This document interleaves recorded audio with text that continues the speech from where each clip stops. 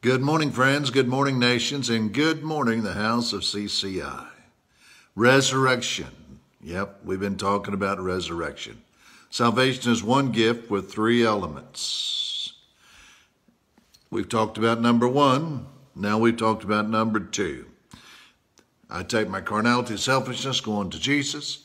Resurrection, new life, life from the dead, overcoming death is what has come back into me. I mean, this is so fantastic. Really, most of our message should be about resurrection and this new life, this new victory, and how Jesus has taken me out of the state of sin and now has brought me into the kingdom of light, the kingdom of the Father's beloved Son. That is where you and I are. Wow, isn't that so fantastic? Now, when we talk about resurrection and what we've already said in this series, we want to get a hold of John 10:10 one more time. It says, "The thief comes to steal, kill, and destroy, but I've come that you might have life, and you might have it more abundantly." That word life in Greek is the word Zoe, Z-O-E. Now, that doesn't mean that you'd have a better life. It means that I have come, so the life of God that I have, the nature of God that I have, the image of God that I have that is in me, says, I'm going to do an exchange with you, and I'm going to take what has separated you from the Father, and I'm going to take your image of selfishness, carnality would be the adjectives we would use to describe it, the old nature, the fallen nature, and then what I'm going to do is I'm going to give you the Father's nature, the image of the Father, the life of the Father. So this whole thing, if I've come that you might have life and have it more abundantly, becomes so powerful. Why? Because the life that has come in me is the very life of God. I think if you just go back and visit with me, Colossians 3:10, that says this, that the image of the Creator is being renewed in you. See, when you and I believed, this it already came back and is already in us. Hey, maybe I didn't understand that I was free from my own carnality. Maybe I didn't understand that I was free from sin. Maybe I didn't understand that the selfishness issue has already been taken care of. So it continues to have an effect until all of a sudden I know the truth.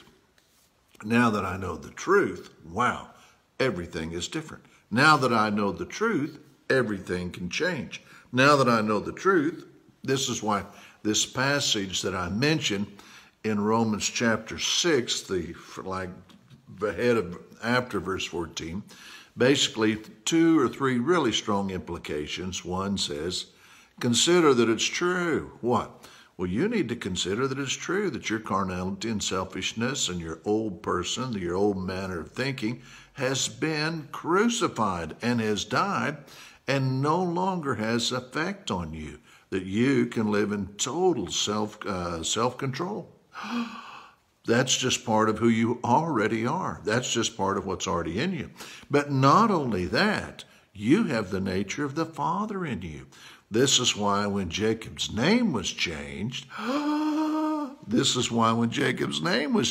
it was changed to Israel, which means the one who rules the way that God does. Well, how does God rule? He rules out of his own image. He rules out of his own nature, the nature that he is. And that nature has come into you and I. That's why now, well, we can be tempted, but we can never be dominated again. We can be tempted, but we can never be dominated again. That is exactly what we're saying.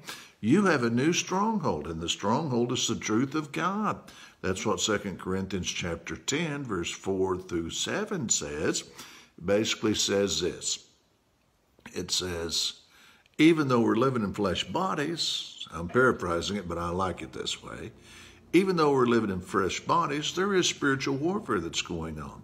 And there's strongholds. There's satanic strongholds. What is the satanic stronghold? It says it's an argument. It's an argument. It's a justification that raises itself up against the knowledge of God. And the knowledge of God is that you have already been so forgiven that you're without sin. You just have to understand it. And not only you without sin, when you confessed your sins and they were so completely transferred onto Jesus, there's nothing left. So his holiness came back. And then when you confessed your carnality, your iniquities, your old way of life, and the tendencies that it follows you, when you confess that, they all went on to Jesus. And then what? The life of Jesus, the resurrection of Jesus, the new nature, the resurrection nature, the overcoming nature of Jesus came on to you.